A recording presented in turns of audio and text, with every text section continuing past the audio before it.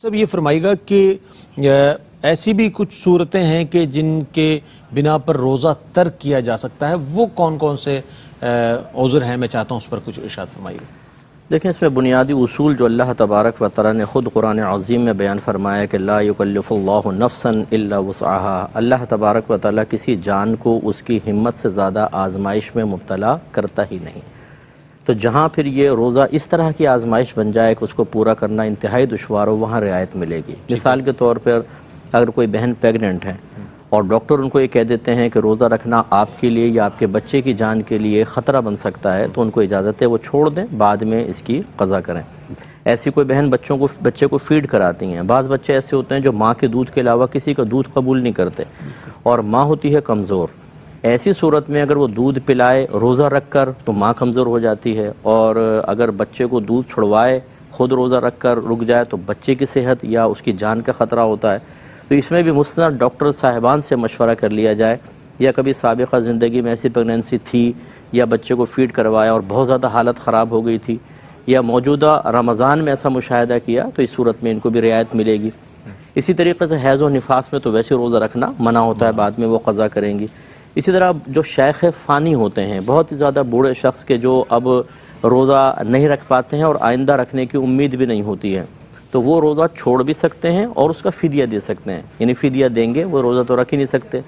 इसी तरीके से इंसान अगर बीमार हो जाता है, उसमें भी यही है कि इतनी बीमारी के रोज़ा रखने से बीमारी बढ़ जाएगी या देर में ठीक होगी या वो हलाक हो जाएगा, और इसके लिए भी उसूल यही है कि वो डॉक्टर साहिबान से मशवरा करे, या साबिक़ा ज़िंदगी का तजर्बा या मौजूदा मुशाहिदा के रोज़ा रखा और बहुत ही हालत बिगड़ गई, वो रोज़ा छोड़ सकते हैं। ऐसे हमारे जो फ़ौजी भाई होते हैं सरहदों पर, जिन्हें हर वक्त होशियार रहना पड़ता है, किसी भी वक्त कुछ भी हो सकता है। आप देख रहे हैं जो हालात हैं, ऐसी सूरत में चूँकि दिन में ड्यूटी, लू चल रही है, गर्मी है, धूप है, और सर्द इलाके ख़ास तौर पर कि वहाँ हर वक्त एक्टिव रहना है, दीगर चीज़ें मामलात, उनके लिए भी रुख्सत होगी कि वो रोज़ा छोड़ सकते हैं, बाद में उसकी क़ज़ा कर लें।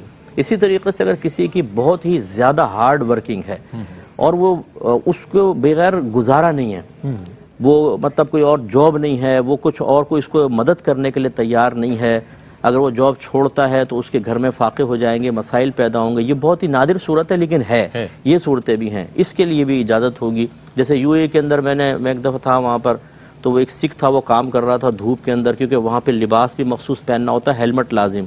तो वो ऊपर से गिर के, गर्मी इतनी हुई कि ऊपर से गिरा और मर गया वो बेचारा। तो बेचारा पता नहीं कहना चाहिए, नहीं बहरहाल मर गया। तो इसी तरीके से अगर मुसलमान वहाँ पे काम कर रहा है और उसके लिए दूसरा कोई आमदनी का ज़रिया नहीं है, पूरे पूरे घर की कफालत है, उनको भी रियायत देगी शरीयत ऐसे मामलात में।